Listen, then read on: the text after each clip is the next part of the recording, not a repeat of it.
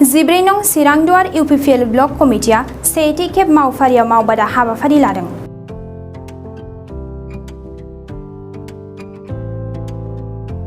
14 नं चिरांदुवार UPPL block कमिटिनि बानजायनायाव चिरां जिल्ला रुनिकाटा सान्तिपुर समबाय समिति मावख'नि लांगोनायाव सानसेनि हाबाफारि लानानै ब्लकनि सिङाव थानाय गोबां मावथिफोरखौ लाफानानै सेथि खेब मावफारि मावबादा हाबाफारि लानाय जादों।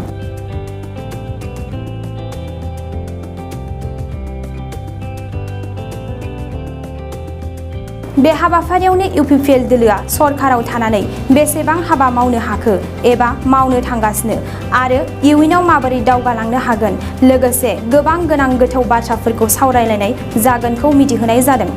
आरो बे हाबाफारियाव मावबादा एबा सावरायनाय हाबाफारियावनो BTRनि गाहाय मावफुं सोद्रोमा सम'ब बर' बिथाङाबो बाहागो लाफैगोनखौ मिथिहोदों।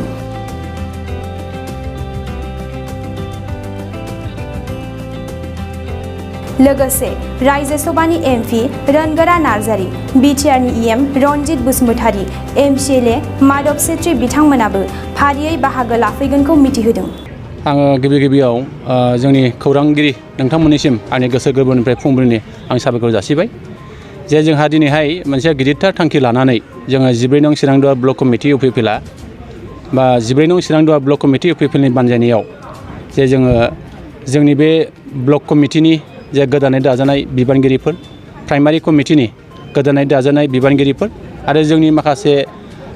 BCDCनि जे गोदानै बिबान मोननाय बिथांमोनखौ लानानै जे मोनसे सेथि मावफारि मावबादा बेखौ जोङो लादों। दा बिनि गुबै थांखि आरो नोजोरा बेनो जागोन जे जोङो दिनैहाय जोंनि UPPL, BJP आरो GSPनि जे सरकार, BTRनि जे सरकार, बे सरकारा 1.5 बोसोर जा बाबेनलांबाय आरो बे 1.5 बोसोर बाबेनलांनायनि उनावहाय जोङो दिनैहाय सरकाराव थानानै बा जोंनि UPPL दोलोनि बिबानगिरि जानानै जों दा मा खामानि मावनो हाखो बे बाथ्राफोरखौ जों निश्चय दिनै सावरायगोन। आरो जोङो थांनाय 2020 मायथाइयाव जोंहा BTCनि बिसायख'थि जादोंमोन। बे बिसायख'थि जानाय समावहाय जोङो रायजो राजाफोरनो मोनसे खोथा होबोनाय दङमोन जे जों मोनसे भिजन डकुमेन्ट जों खालामदोंमोन। बे भिजन डकुमेन्टनि सायाव जोंहा निश्चय दिनै सावरायनानै जों मा खामानिखौ मावफुंनो हाखो हादिया बेनि सायाव जोङो गोथौयै सावरायगोन। लोगोसे जोङो जोंनि नैबे ब्लक कमिटिनि जे मावसम 2022 मायथाइनिफ्राय 2025 मायथाइसिम जे 3 बोसोरनि जे मावसम, बे मावसमाव जोङो जोंनि भिजन आरो मिशन जोङो मोनसे लाबोदों। बाहाय जोङो बे भिजन आरो मिशनाव जोंनि बे 14 नं चिरांदुवार समस्तिखौ जों माबायदि जौगाखांनाय लाबोनो हायो, BTR एकर्डआव थानाय माखासे दफाफोर, बे दफाफोरखौ जोङो बे समस्तियाव बोरैहाय जोङो लाबोनानै मावफुंनो हायो बेनि सायाव जोङो मोनसे थांखि लादों। लोगोसेनो जोङो 14 नं चिरांदुवार ब्लक कमिटि UPPLआ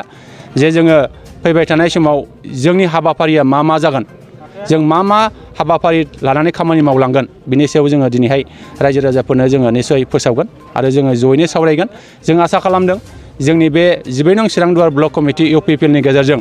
जे फैबाय थानाय समाव जोंनि बे ओनसोलखौ जोङो लुखांनायाव निश्चय जोंहा खौसेयै जों खामानि मावनांगौ दं होननानै जों सानदों। आरो जों आसा खालामगोन जायफ्रा दिनै बे हाबाफारियाव बाहागो लाफैगोन,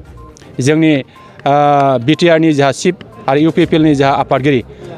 सार सम'ब बर' बिथाङा बाहागो लाफैनायनि बाथ्रा जों आसा खालामगोन। बिथांनि गेजेरजों जों गोबां बाथ्रा जों मिथिनो मोनगोन, जों बेखौ मिजिं खालामदों। लोगोसे जोंनि UPPL दोलोनि मावफुं आफादगिरि आरो लोगोसे जोंहा राज्यो सभानि MP जा रनगोरा नार्जारी बिथाङाबो बाहागो लाफैगोन। जोंनि BTRनिनो सासे MCLA लोगोसे चिफनि जाहा पलिटिकेल सेक्रेटारि जा माधव चन्द्र सेत्री बिथाङाबो बाहागो लाफैगोन। आरो जों आसा खालामदों जोंनि BTRनि जाहा EM श्रीजुत जाहा रनजित बसुमतारी बिथाङाबो निश्चय बाहागो लागोन। आरो बिथांमोन बाहागो लानायनि गेजेरजोंनो जों निश्चय दिनैनि नैबे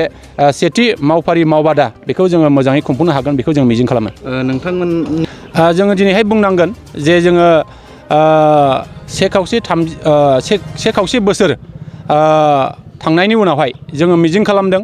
जे BPF सरकारा दिनै 17 बोसोर खुंदोंमोनब्लाबो बे ओनसोलखौ जेरैबायदि लुखांनांगौमोन बेबायदि लुखांनायाव बिथांमोना निश्चय हायाखै। जोङो 1.5 बोसोराव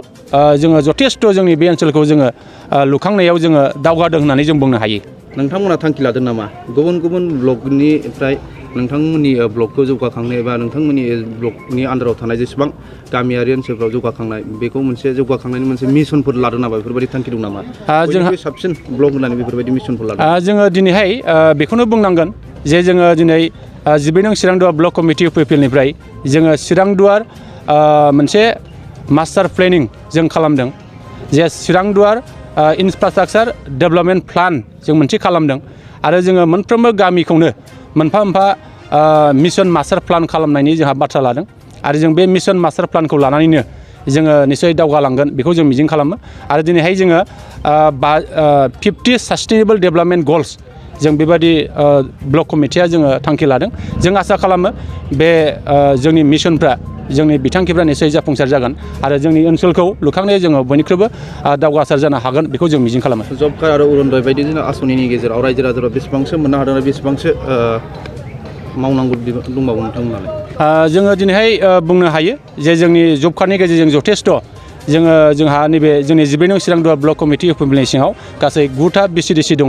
बे 9था BCDCनि गेजेरजों जोङो जथेस्थ' दिनैहाय जब कार्डनि खामानि जों रायजोफोरनो होनाय जाबाय आरो जथेस्थ' दिनैहाय नोङो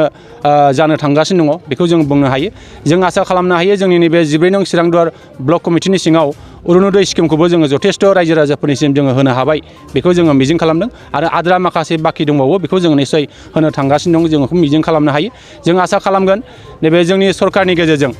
जोंहा नैबे समस्थियाव 2000नि बारा जोङो जेनेबा PMAYG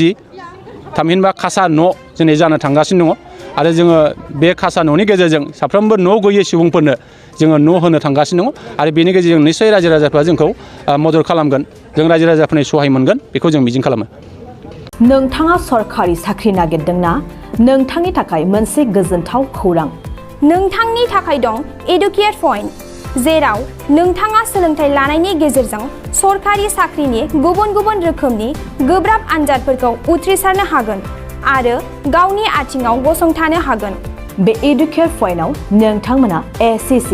bank PO bank clerk bank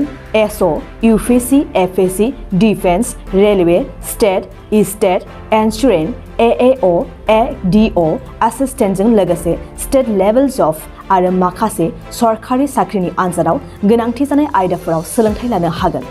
मख'नो गोनांदि बे सोलोंसालियाव साख्रिनिल' नङा बेयाव MBA आरो सैनिक स्कुल बायदियाव एडमिशननि थाखाय एन्ट्रेन्स होनो थाखायबो सोलोंथाइ लानो हागोन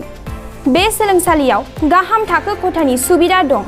आरो सम मथे नोंथांनि सोलोंथाइखौ बे सोलोंसालियाव होनाय जागोन बेखौबो मिथिहोनांगोन दि बे एडुकेट पइन्टआव सोलोंथाइ लानानै बावैसो 2021-22 इं मायथाइनि SSC GDनि आनजादाव गासै 11 सा सोलोंसाफोरा उथ्रिसारनो हादों बारा नङा गासै 15,000 रांजोंनो नोंथाङा बे सोलोंसालियाव 6 दानसिम सोलोंथाइखौ लानो हागोन बे सोलोंसालिया क'क्राझार बरपेटा रड गवालपारा आरो बङाइगावआवबो दं क'क्राझाराव सोलोंथाइ लानो गोसो गुदुं जानाय सुबुंफोरा 70020261333 9101 536360 70020261333